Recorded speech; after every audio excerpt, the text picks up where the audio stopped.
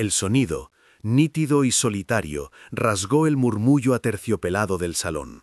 La bofetada de Alba resonó en el restaurante El Claustro como una sentencia, congelando el tiempo entre las mesas vestidas de lino blanco y copas de cristal.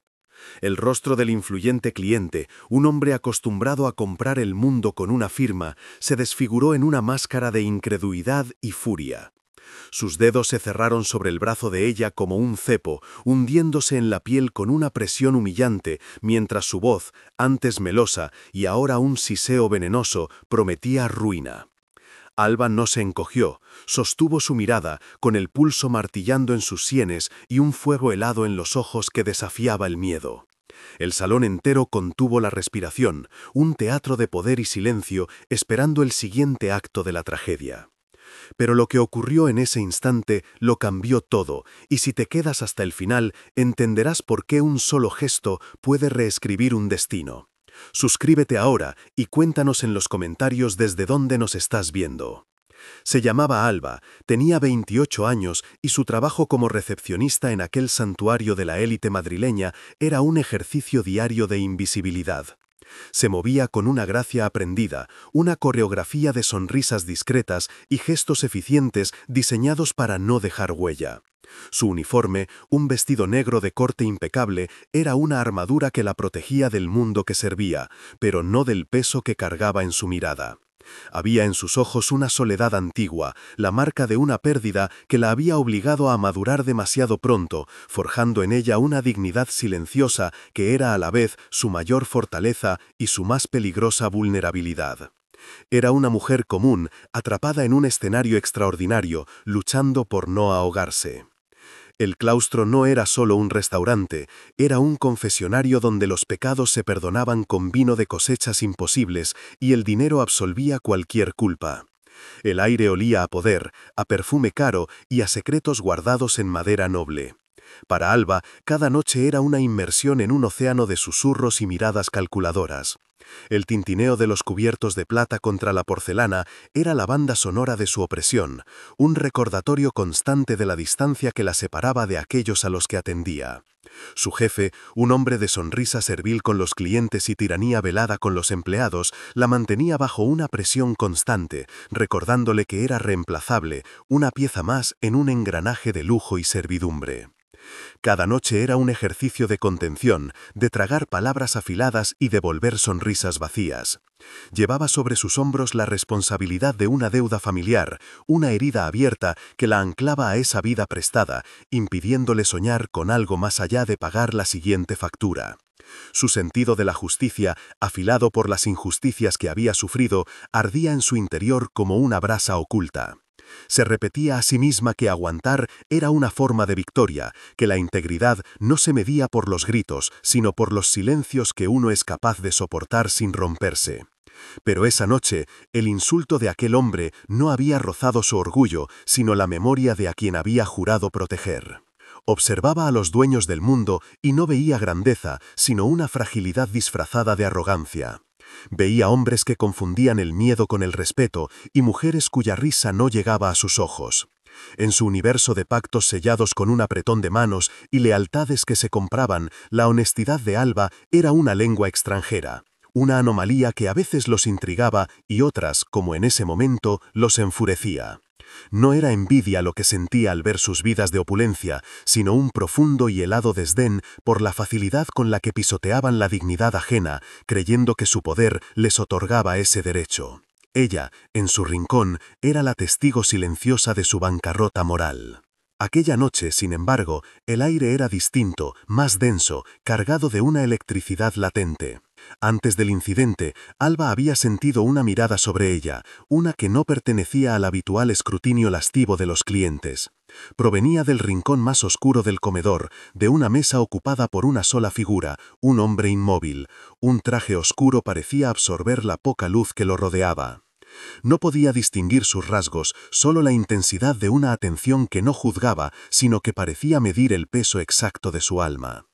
Era una presencia tan quieta y silenciosa que se sentía como el preludio de una tormenta, un punto de calma antes de que el mundo se hiciera pedazos.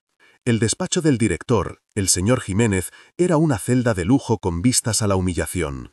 El aire, espeso por el aroma a caoba y a su colonia barata, se adhería a la piel de Alba como una película de sudor frío. No le gritó, su método era más cruel, un goteo lento de palabras afiladas que erosionaban la dignidad. Le habló de la reputación del restaurante, del valor de un cliente ofendido y de la insignificancia de una empleada que había olvidado su lugar. Cada frase era una palada de tierra sobre su orgullo, enterrándola viva en un silencio forzado. El despido no era un castigo suficiente, él quería verla rota, despojada de esa entereza que tanto le irritaba. Su voz, un susurro venenoso, fue la verdadera bofetada de la noche. El trayecto a casa en el autobús nocturno era un purgatorio de luces de neón y rostros anónimos. El uniforme negro, antes una armadura, ahora se sentía como el sudario de su dignidad. Apoyó la frente en el cristal frío de la ventanilla, viendo pasar los reflejos de una ciudad que vivía ajena a su pequeña tragedia. Madrid era un monstruo de 1000 cabezas que devoraba a los débiles y premiaba a los soberbios. El olor a humanidad cansada y a asfalto mojado llenaba el vehículo, un contraste brutal con el perfume del poder que había inhalado horas antes. Era en esa tierra de nadie, entre el lujo que servía y la precariedad que habitaba, donde Alba sentía con más fuerza el peso insoportable de su soledad, una compañera fiel y silenciosa. Su apartamento era un refugio pequeño y austero en un barrio obrero que nunca dormía del todo. Cada objeto contaba la historia de una vida contenida, los libros de segunda mano apilados junto a la cama, la única planta que luchaba por sobrevivir en el alféizar, la vajilla heredada con sus pequeñas grietas. El silencio allí era diferente, no era opresivo, sino un lienzo en blanco donde proyectaba sus miedos. Se quitó el uniforme con un gesto casi ritual, lavando de su piel el rastro de la noche. Se miró en el espejo del baño, buscando en sus propios ojos a la mujer que había desafiado al poder, pero solo encontró el reflejo de una superviviente exhausta, atrapada en un laberinto de facturas y obligaciones. La causa de su condena reposaba en un marco de plata deslucida, sobre la mesilla de noche, una fotografía de su madre, sonriendo con una vitalidad que la enfermedad le había robado. La deuda del hospital era una soga que se apretaba un poco más cada mes, un recordatorio constante de que su vida no le pertenecía. Trabajaba para mantener viva una memoria, para honrar una promesa hecha en el lecho de muerte. Esa responsabilidad era su ancla y su cruz, la razón por la que soportaba las humillaciones del señor Jiménez y las miradas lascivas de los clientes. El amor, en su caso, se había convertido en una carga financiera, una devoción que la obligaba a vender su tiempo y su paz a un mundo que despreciaba. La rutina era su única defensa contra la desesperación. El sonido del despertador a las 6 de la mañana era una sentencia diaria.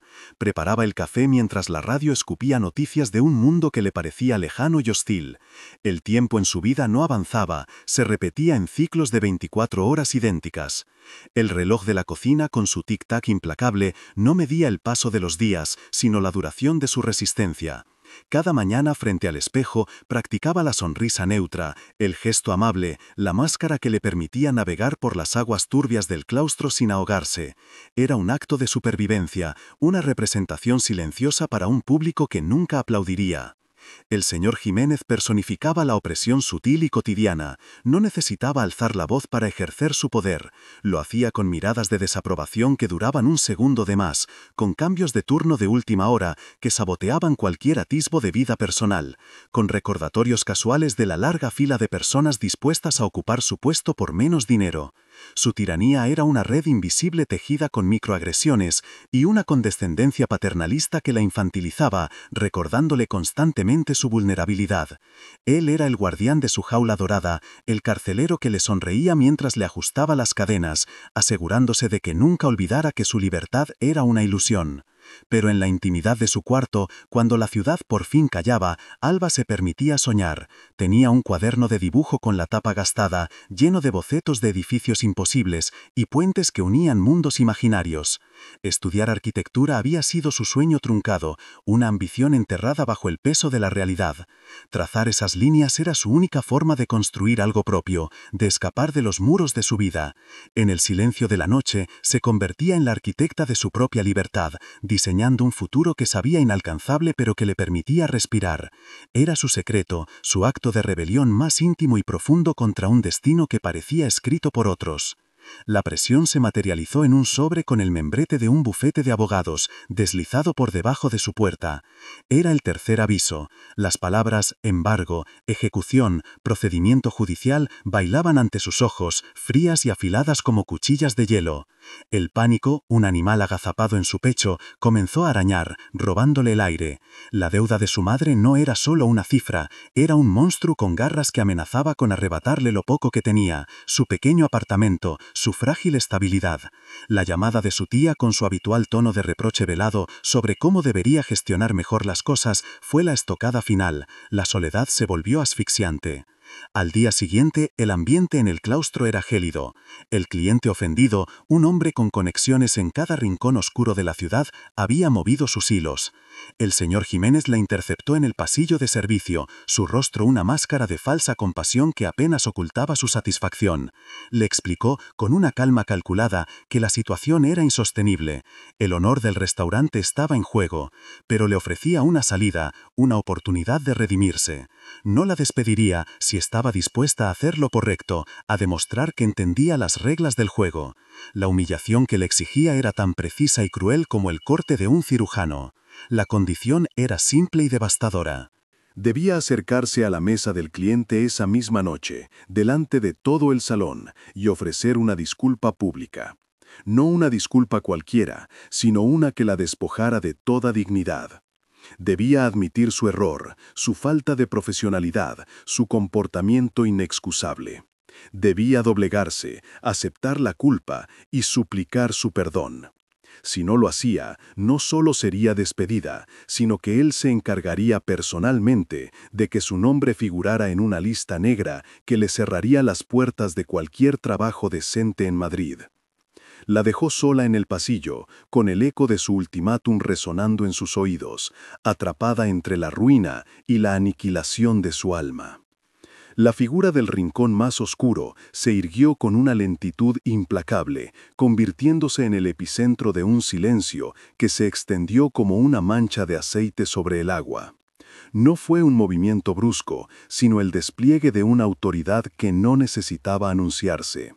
Adrián Herrera, un nombre susurrado en los círculos de poder, con una mezcla de temor y reverencia, emergió de las sombras. Su traje, de un negro tan profundo que parecía absorber la luz, estaba cortado con una precisión milimétrica, una armadura moderna para un hombre cuya reputación lo precedía.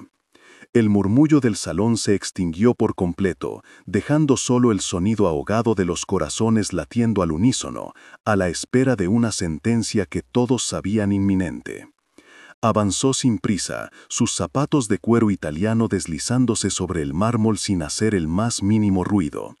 Cada paso era deliberado, medido, el avance de un depredador que se sabe dueño del territorio.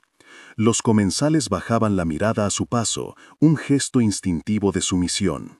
Dos hombres, discretos como sombras leales, se mantuvieron a una distancia respetuosa, sus cuerpos tensos y vigilantes, pero sus ojos fijos en su jefe. No era solo un hombre caminando por un restaurante, era el poder en movimiento, una fuerza gravitacional que deformaba la realidad a su alrededor, obligando a todo y a todos a orbitar en torno a su voluntad silenciosa. Nadie se atrevía a respirar demasiado alto. Cuando se detuvo junto a ellos, el aire se volvió denso, casi irrespirable. Alba sintió su presencia a su espalda antes de verlo, una frialdad que le erizó la piel del cuello. Al girar la cabeza lo vio. No era un hombre, sino una fuerza contenida, con un rostro de rasgos afilados que parecían tallados en piedra y unos ojos oscuros, profundos, desprovistos de juicio, pero cargados de una intensidad que traspasaba las apariencias. Su calma contrastaba violentamente con la furia congestionada del cliente, creando una tensión insoportable. Era el silencio perfecto en medio de una tormenta, y por alguna razón resultaba infinitamente más aterrador que cualquier grito. Adrián Herrera no miró al cliente. Su atención se posó primero en la mano de Alba, aún crispada por la bofetada, y luego ascendió lentamente hasta sus ojos. En ellos no buscó arrepentimiento ni sumisión, buscó el origen de aquel fuego que la había impulsado a desafiar a un hombre el doble de grande que ella. Vio el temblor de su cuerpo, pero también la ausencia total de miedo en su mirada. Vio una integridad rota pero no vencida, una pureza que creía extinta en un mundo regido por el precio y el interés.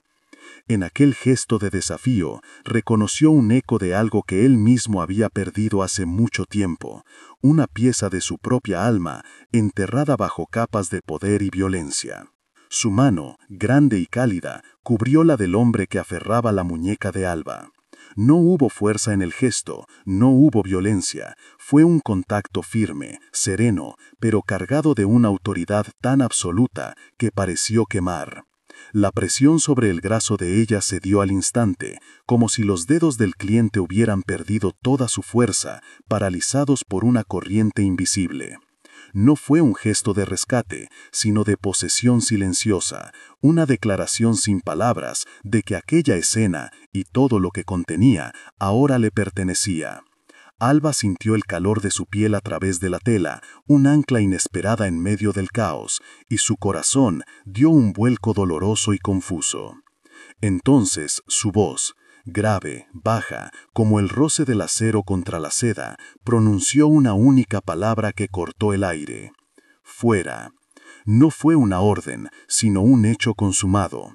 El cliente, cuyo rostro había pasado del rojo de la furia al blanco pálido del terror, soltó a Alba como si quemara. Tartamudeó algo ininteligible, una disculpa rota dirigida no a ella, sino al hombre que ni siquiera lo miraba.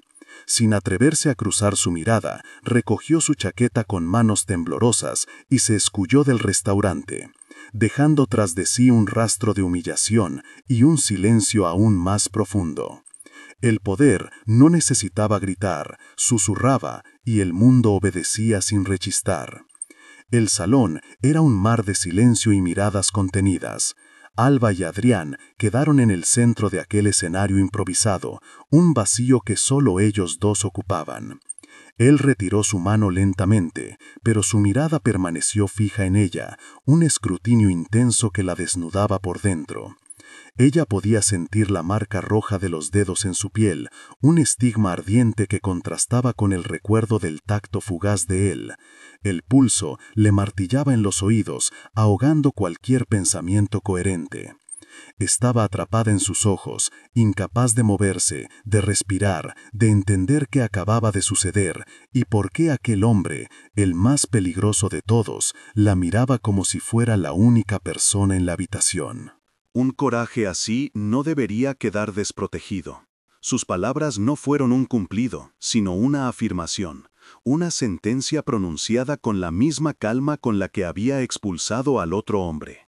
La frase se ancló en la mente de Alba, extraña y ominosa. No había calidez en su tono, solo una constatación objetiva, casi clínica, que la inquietó más que cualquier amenaza. ¿Era una promesa o una advertencia? No supo qué responder. Las palabras se atascaron en su garganta, ahogadas por una mezcla de gratitud, miedo y una fascinación inexplicable por la oscuridad controlada que emanaba de él, una oscuridad que, de alguna manera, parecía reconocer la suya. Sin esperar respuesta, Adrián le dedicó una casi imperceptible inclinación de cabeza. Fue un gesto de cierre, de punto final. Luego, se dio la vuelta y regresó a su mesa en la penumbra con la misma calma con la que había llegado, como si nada hubiera ocurrido.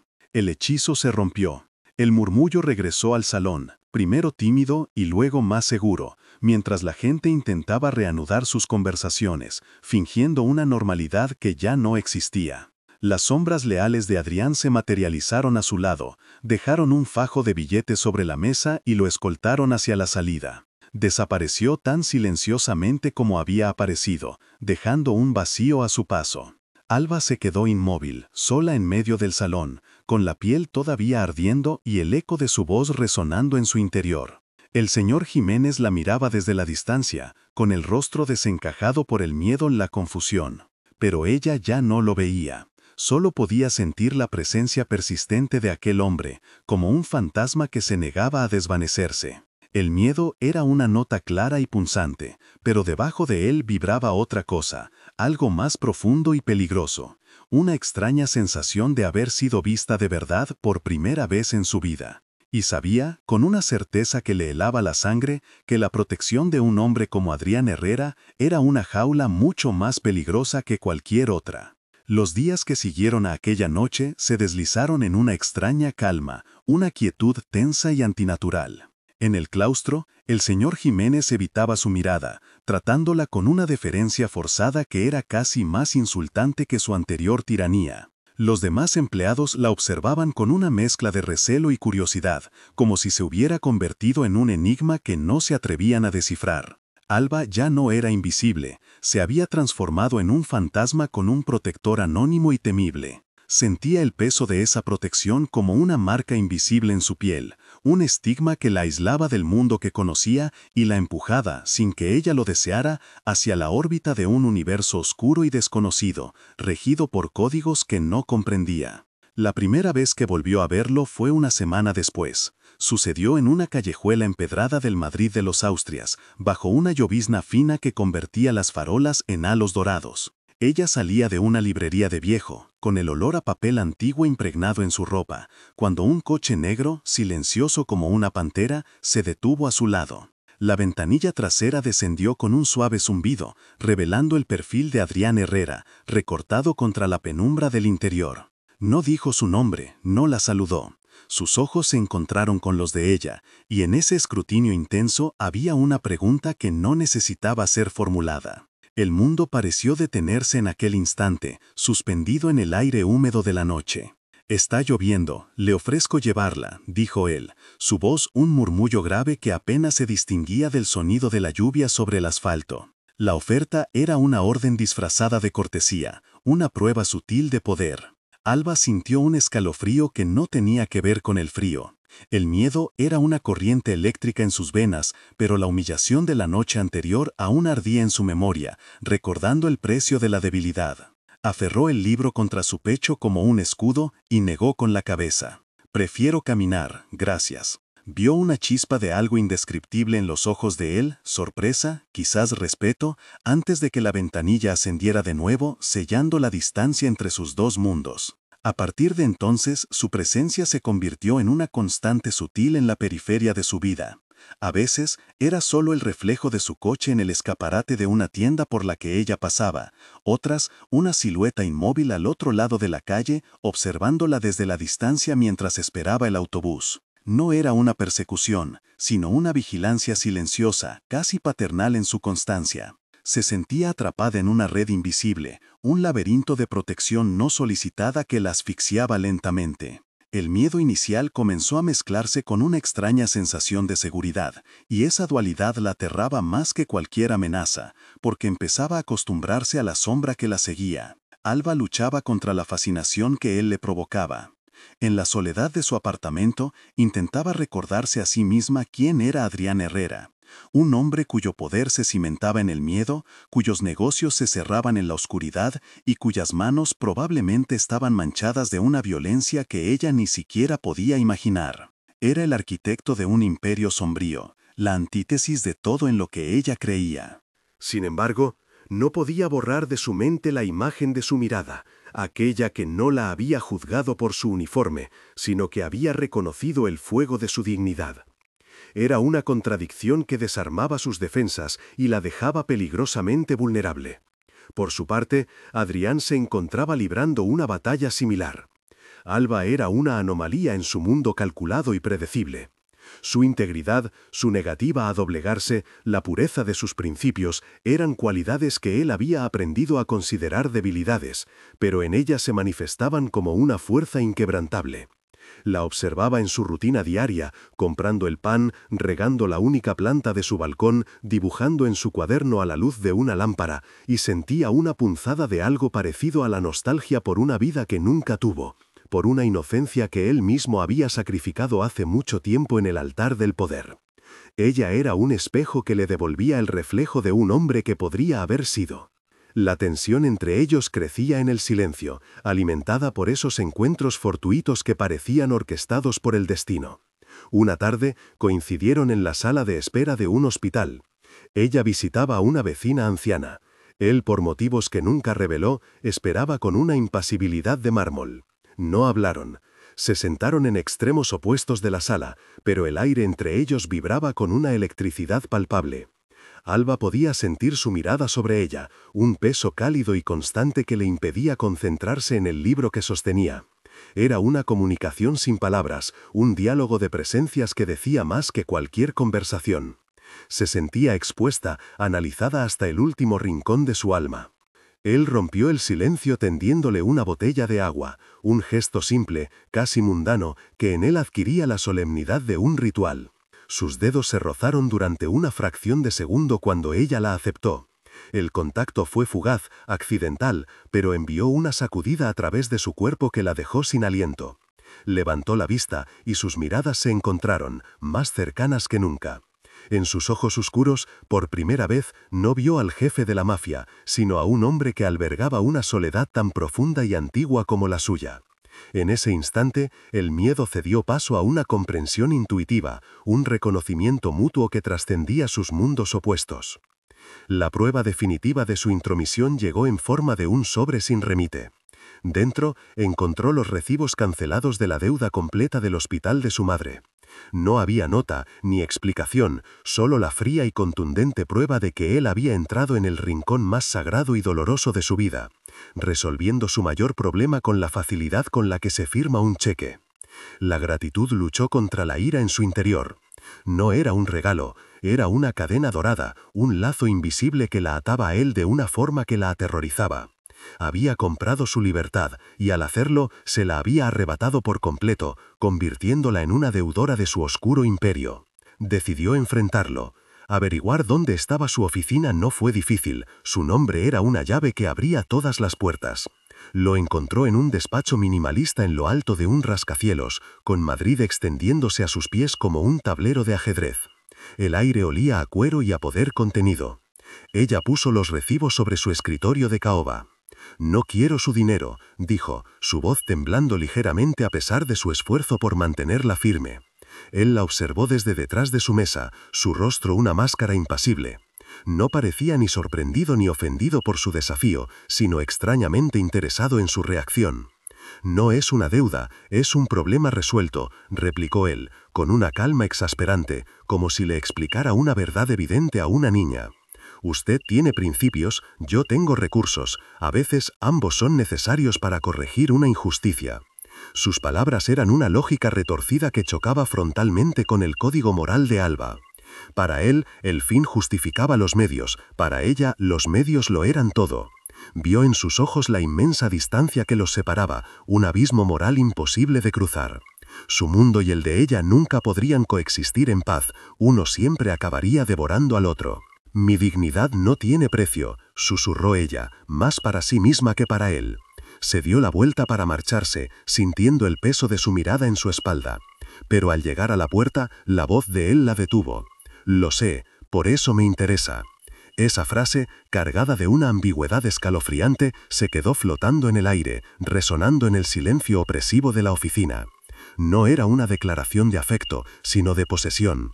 No la veía como a una mujer, sino como a un objeto de valor incalculable, una pieza única que deseaba añadir a su colección de poder y control, precisamente porque era la única cosa que no podía comprar. Los días siguientes, una nueva amenaza, más tangible y rastrera, comenzó a ceñirse sobre ella. El cliente humillado en el claustro, incapaz de enfrentarse a Herrera, decidió canalizar su venganza hacia el eslabón más débil.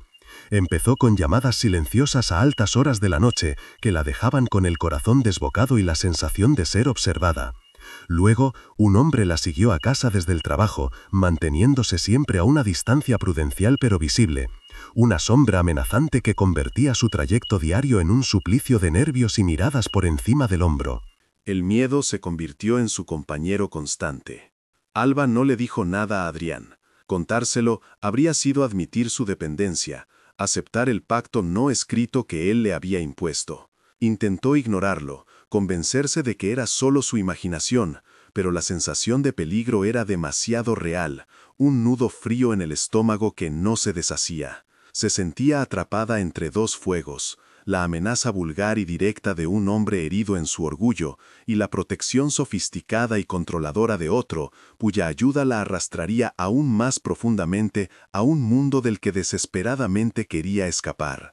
Estaba sola, y la soledad nunca le había parecido tan peligrosa como en ese momento. Pero Adrián lo sabía todo. Su red de información era una telaraña invisible que cubría cada rincón de la ciudad. No necesitaba que ella le contara sus miedos, podía leerlos en la tensión de sus hombros, en las ojeras que comenzaban a marcar su rostro. La observó desde lejos, viendo cómo su luz se atenuaba bajo el peso de la intimidación, y una furia fría y metódica se apoderó de él. El hombre que la acosaba no solo había cruzado una línea, había profanado algo que Adrián, sin admitirlo siquiera a sí mismo, había empezado a considerar suyo. La protección ya no era un juego de poder, se había convertido en una necesidad visceral. La amenaza desapareció tan súbitamente como había comenzado. Una mañana, las llamadas cesaron, la sombra que la seguía se desvaneció. En las noticias locales, una breve nota mencionaba que el influyente empresario había abandonado el país de forma inesperada por asuntos de negocios urgentes, dejando tras de sí un rastro de rumores y preguntas sin respuesta. Alba sintió un alivio inmenso, pero este fue inmediatamente reemplazado por un terror helado. Comprendió, con una claridad demoledora, que la calma que la rodeaba había sido comprada con un acto de violencia silenciosa, una demostración de poder que ella nunca presenció, pero cuyas consecuencias ahora la envolvían. Esa noche, él la esperó a la salida de su trabajo, de pie junto a su coche, bajo la única farola que funcionaba en la calle. No había coincidencia en ese encuentro. Se acercó a ella y la intensidad de su mirada era tan abrumadora que Alba tuvo que hacer un esfuerzo para no retroceder. No hubo disculpas ni explicaciones. Solo pronunció 4 palabras que sellaron su destino y los unieron para siempre en un pacto de silencio y oscuridad. El problema está resuelto. Ella no preguntó cómo, no necesitaba hacerlo. En la quietud de la noche, entendió que su seguridad tenía un precio y que acababa de empezar a pagarlo. La invitación llegó en un sobre de papel grueso, sin remitente. No era una petición, sino una citación.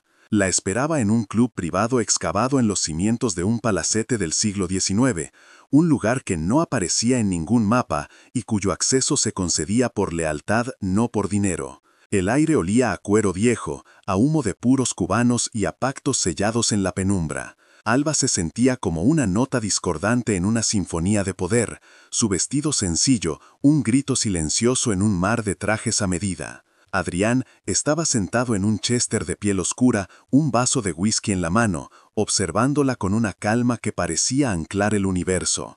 No estaban solos, pero el espacio a su alrededor era un santuario inviolable, un vacío que nadie se atrevió a cruzar. Fue entonces cuando un hombre se acercó, rompiendo el perímetro invisible que los rodeaba.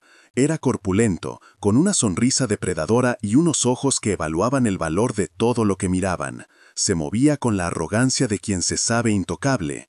Herrera saludó, su voz untuosa y grave, ignorando deliberadamente a Alba. El comentario goteó veneno, una provocación directa y calculada. Adrián no alteró su postura, su rostro una máscara de indiferencia, pero Alba sintió cómo la temperatura de la habitación descendió varios grados. El silencio que siguió a la pregunta fue más pesado y amenazante que cualquier respuesta gritada, una promesa de violencia contenida. El hombre, Ricardo Vargas, un rival conocido por su brutalidad y su falta de escrúpulos, se inclinó ligeramente, su mirada lasciva recorriendo a Alba de arriba a abajo. Una distracción bonita, pero las distracciones, Adrián, nos vuelven descuidados, nos ablandan. Cada palabra era un golpe, un intento de menospreciar no solo a Alba, sino la elección de Adrián de tenerla cerca.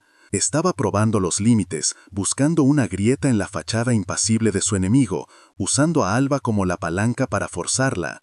Ella se mantuvo quieta, con la espalda recta, sintiendo la humillación como un fuego helado que le subía por la garganta. Sabía que su presencia allí era una declaración, y que ahora estaba pagando el precio de esa visibilidad no deseada. El miedo era un animal vivo en su pecho, pero debajo de él algo más antiguo y fiero despertó, una rabia protectora. Vio en la sonrisa de Vargas la misma soberbia del hombre del restaurante, la misma creencia de que el poder le otorgaba el derecho a profanar la dignidad ajena. Pero esta vez el insulto no iba dirigido solo a ella. Era un ataque a Adrián, al hombre que a su manera oscura y controladora la había protegido. Una lealtad extraña y peligrosa floreció en su interior, un impulso irracional de defender al lobo que la mantenía en su jaula dorada.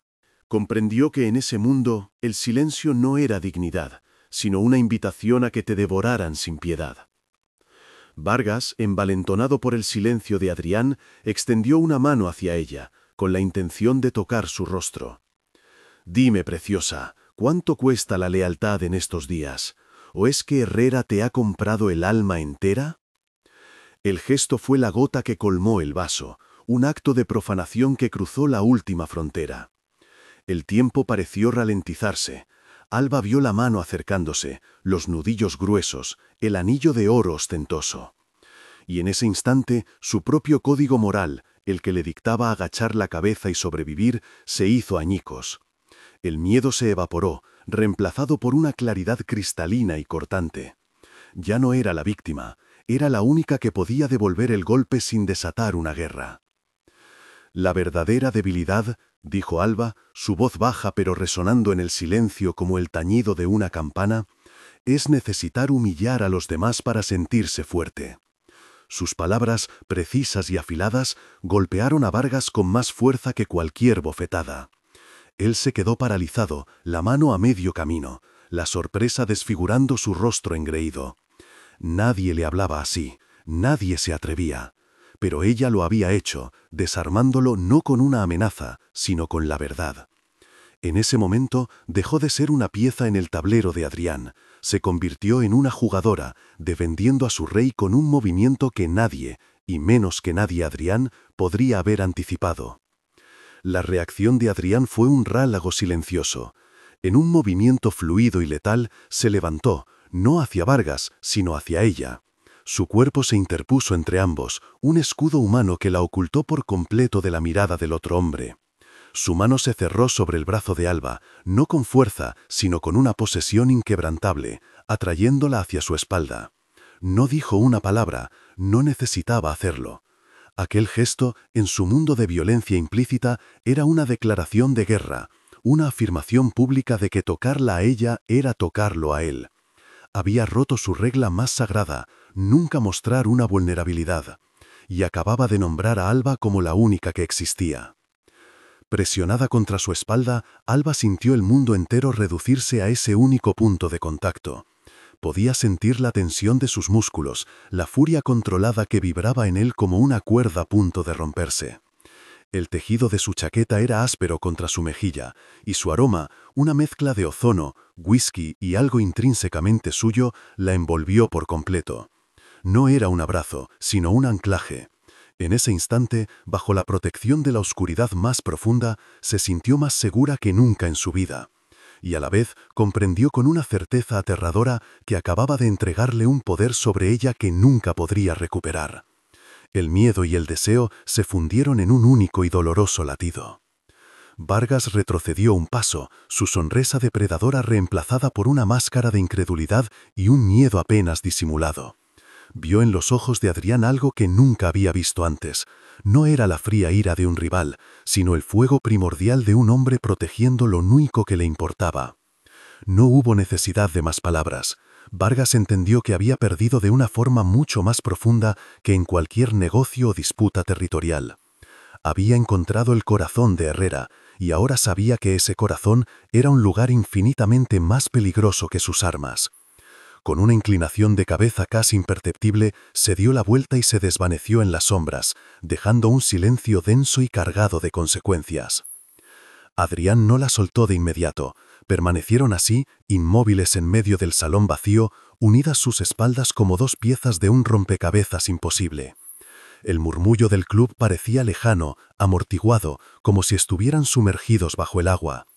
Él se había expuesto por ella, ella habló por él. Las reglas de ambos mundos se habían roto, y en las ruinas de esos códigos un nuevo pacto, tácito y terrible, acababa de ser sellado. Cuando finalmente él la liberó y se giró para mirarla, en sus ojos ya no había solo interés, sino el reflejo de una caída compartida. Ninguno de los dos podía volver atrás. El camino que ahora se abría ante ellos solo podían recorrerlo juntos, hacia una oscuridad aún más profunda. El regreso a casa transcurrió en un silencio tan denso que parecía tener peso físico. Dentro del coche, el aroma a lluvia y a peligro se mezclaba con el perfume discreto de Alba, creando una atmósfera íntima y asfixiante. Adrián conducía con una concentración pétrea, sus nudillos blancos sobre el volante de cuero, su perfil una silueta recortada contra las luces fugaces de la ciudad. Ella no se atrevía a mirarlo, pero sentía el calor de su presencia como una quemadura. Al llegar a su portal, él detuvo el motor y el silencio se hizo absoluto, roto solo por el tic-tac del reloj del salpicadero. No hubo una palabra de despedida, ni una explicación. Solo una mirada larga y profunda que lo decía todo y nada a la vez, antes de que ella saliera y la puerta se cerrara tras de sí, sellando la distancia entre sus dos mundos. La noticia de la humillación de Ricardo Vargas corrió como la pólvora por los canales subterráneos de Madrid. No se habló del gesto de Alba, sino de la reacción de Herrera. Por primera vez en años había mostrado una fisura en su armadura, un punto vulnerable con nombre de mujer. Sus enemigos, depredadores que olían la sangre a kilómetros, interpretaron aquel acto no como una demostración de fuerza, sino como el síntoma de una debilidad que podían explotar. Adrián lo sabía. Para protegerla, debía borrarla de su vida de la forma más rotunda y cruel posible, desapareciendo. Se replegó en la oscuridad de su imperio, volviéndose más frío, más inaccesible y más implacable que nunca, construyendo un muro de hielo a su alrededor para que el fuego que ella había encendido no consumiera a ambos. Los días siguientes fueron un ejercicio de espera en el vacío. Alba se despertaba cada mañana con la expectativa irracional de un mensaje, una llamada, una señal. Pero su teléfono permanecía mudo, y el silencio se estiraba, convirtiéndose en una forma de tortura. La soledad a la que estaba acostumbrada había mutado. Antes era un espacio de calma, ahora era la prueba tangible de su ausencia, un eco constante del hombre que la había protegido y luego la había abandonado a su suerte. Volvió a su pequeño apartamento, pero las paredes que antes eran un refugio ahora parecían los barrotes de una jaula invisible. La libertad que él le había devuelto se sentía extrañamente parecida a una condena, porque ya no sabía cómo habitarla sola. Pasaba horas junto a la ventana, viendo cómo la lluvia dibujaba caminos sinuosos sobre el cristal, reflejos deformados de una ciudad que se había vuelto gris y ajena. Su mente regresaba una y otra vez a ese instante en el club, a la sensación de su espalda contra la suya, un escudo que la había aislado del mundo. Aquel contacto había sido una promesa y una sentencia. Se tocaba el brazo, buscando el fantasma de su agarre, intentando descifrar el lenguaje de un hombre que hablaba con gestos y silencios. El recuerdo no le traía consuelo, sino un dolor agudo, la conciencia de haber estado cerca de un calor tan intenso que su ausencia la dejaba permanentemente helada, anhelando un peligro que también era su única forma de seguridad.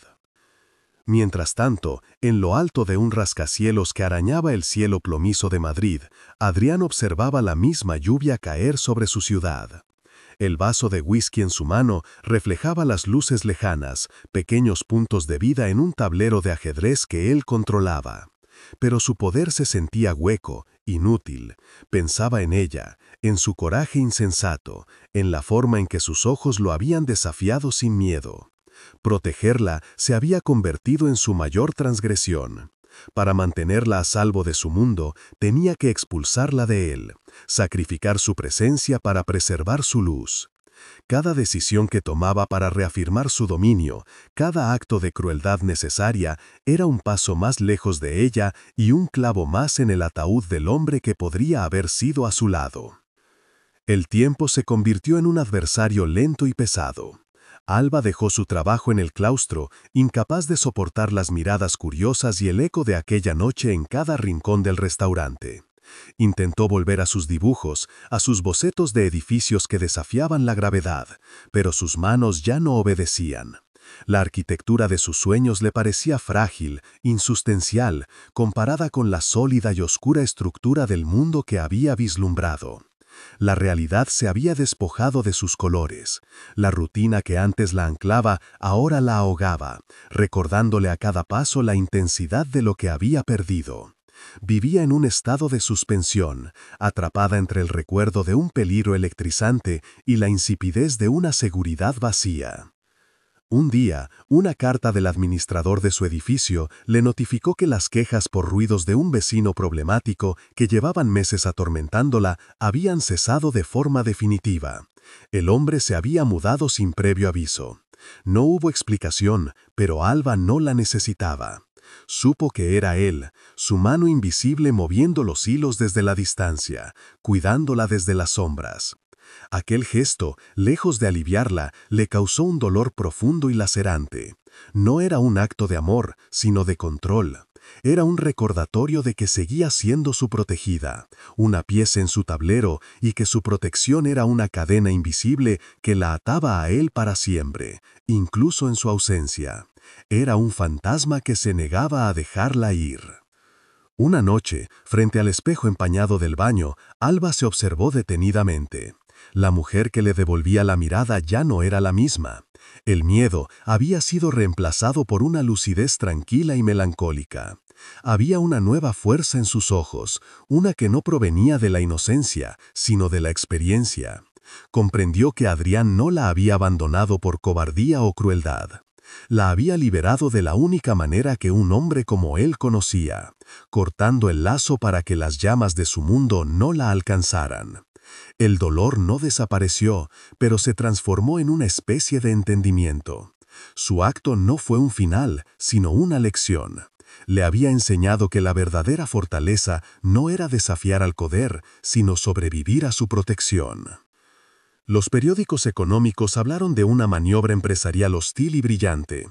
Adrián Herrera había desmantelado el imperio de un rival en cuestión de días con una precisión quirúrgica y una frialdad que heló a la comunidad financiera.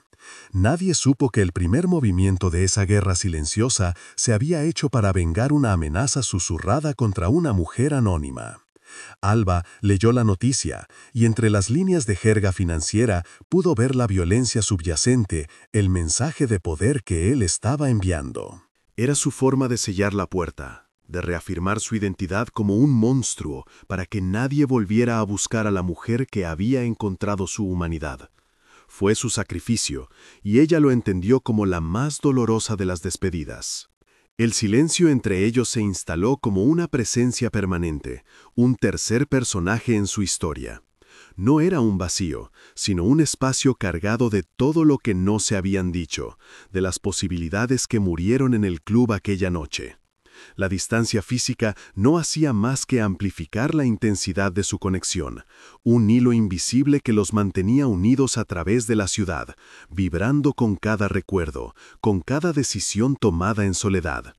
El eco de su encuentro no se desvanecía, se convertía en la banda sonora de sus vidas separadas, una melodía melancólica que hablaba de una redención imposible y de un vínculo demasiado peligroso para existir bajo la luz del día. Pasaron 3 años. El tiempo, con su sincer lento y persistente, había esculpido una nueva mujer. Alba ya no se movía entre mesas de lino, sino entre maquetas de titanio y cristal. Había vuelto a la universidad, terminando la carrera de arquitectura que la deuda de su madre le había obligado a abandonar. Aquella noche se encontraba en el vernissage de una exposición de nuevos talentos, bajo la cúpula de cristal de un edificio vanguardista que cortaba el cielo de Madrid. Llevaba un vestido sencillo, del color de la noche, y en sus ojos ya no había miedo, sino la serena melancolía de quien ha aprendido a construir sobre las ruinas de su propio pasado. El murmullo de voces cultas y el tintineo de las copas no le recordaban a el claustro, eran la banda sonora de su renacimiento, una vida reclamada. Fue una sensación antes que una imagen, una corriente de aire frío en la cálida atmósfera de la galería, una repentina quietud en el epicentro de su alma. Lo sintió antes de verlo. Y entonces, al otro lado de la sala, junto a un pilar de hormigón pulido que parecía tan inflexible como él, estaba Adrián Herrera. No llevaba el traje oscuro de un mafioso, sino un abrigo negro de corte impecable, que lo hacía parecer una sombra elegante y anónima entre la multitud. No miraba las maquetas, sus ojos, los mismos pozos oscuros de intensidad controlada, estaban fijos en ella. El tiempo se detuvo, el murmullo se desvaneció y el mundo entero se redujo a la distancia insalvable que los separaba, un abismo de silencio y años. Sus miradas se encontraron a través del gentío, un puente invisible tendido sobre un río de extraños. En ese cruce de miradas no hubo preguntas, ni reproches, ni anhelos. Fue un acto de reconocimiento puro y absoluto. Él vio en ella no a la camarera asustada que había protegido, sino a la arquitecta de su propio destino, una mujer completa, erguida sobre los cimientos que él, indirectamente, le había ayudado a asegurar. Y ella vio en él no al monstruo temido, sino al hombre que había sacrificado una parte de su humanidad para preservarla de ella. Vio la soledad que era el precio de su poder, la culpa que se escondía tras su fachada de acero. Fue una confesión mutua, una absolución silenciosa que duró apenas un latido. Él no se movió, no sonrió, simplemente inclinó la cabeza. Fue un gesto casi imperceptible, un movimiento milimétrico que solo ella pudo interpretar. No fue una despedida, ni un saludo, fue un acto de entrega, de liberación final. En esa silenciosa reverencia le estaba devolviendo el último trozo de su vida que aún le pertenecía, el recuerdo de su control, el peso de su protección. Era su forma de decir, tu mundo está completo, el mío seguirá en la oscuridad, vuela libre. Fue el acto de redención más puro que ella jamás había presenciado, un gesto de amor tan profundo y oscuro como el hombre que lo ejecutaba, un punto final escrito con la tinta de la distancia y el respeto. Entonces, tan silenciosamente como había aparecido, se dio la vuelta y se fundió con las sombras del pasillo, desapareciendo de su vida para siempre. Alba no lo siguió, se quedó inmóvil, sintiendo como una paz extraña y dolorosa se asentaba en su pecho. El hilo invisible que los había unido no se había roto, pero ya no tiraba de ella. Se había convertido en una cicatriz, el recuerdo de una herida que al sanar la había hecho más fuerte. Se giró de nuevo hacia las maquetas, hacia las luces de la ciudad que brillaban más allá de la cúpula, y por primera vez en mucho tiempo sintió que el futuro no era un lugar al que sobrevivir, sino un espacio en blanco que ella misma diseñaría. Algunas almas no están destinadas a tocarse, sino a recordarse para siempre qué significa estar vivo. El legado de su historia no está en lo que pudo ser, sino en la profunda transformación que ambos se regalaron sin saberlo. Fue un eco de coraje en un mundo de sombras, una prueba de que incluso en la oscuridad más profunda, un solo acto de humanidad puede rediseñar un destino. Si esta historia ha resonado en ti, si crees que la redención puede encontrarse en los lugares más inesperados, demuéstranos tu apoyo, dale a me gusta, compártela con alguien cuya alma necesite ser conmovida, y cuéntanos en los comentarios qué significó para ti esa última mirada. Suscríbete para no perderte más relatos que, como este, se atreven a explorar el corazón humano en toda su complejidad.